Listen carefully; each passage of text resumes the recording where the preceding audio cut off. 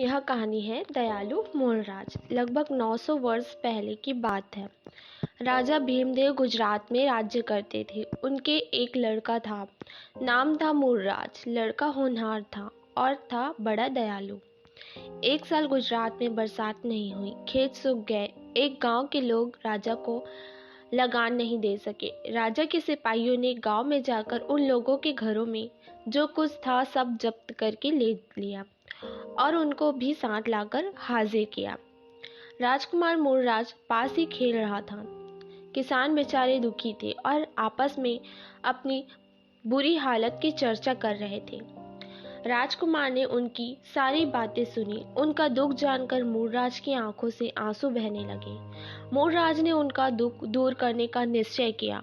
उन दिनों राजकुमार घुड़सवारी की कला सीख रहा था।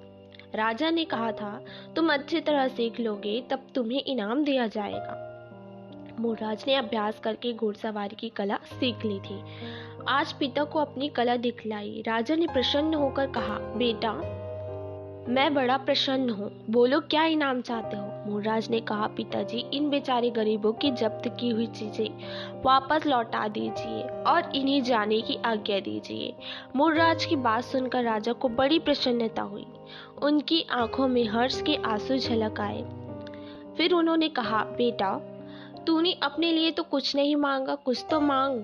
इस पर मूलराज बोला, पिताजी आप प्रसन्न हैं तो मुझे यह दीजिए कि आप यदि किसी साल फसल ना हो तो उस साल लगान वसूल की ना जाए।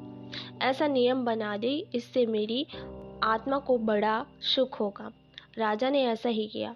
किसानों की जब्त की हुई चीजें लौटा दी और भविष्य के लिए फसल न होने के दिनों में लगान न लेने का नियम बना दिया। किसान बड़ी प्रसन्नता से आशीष देते हुए अपने घरों को लौट गए। धन्यवाद।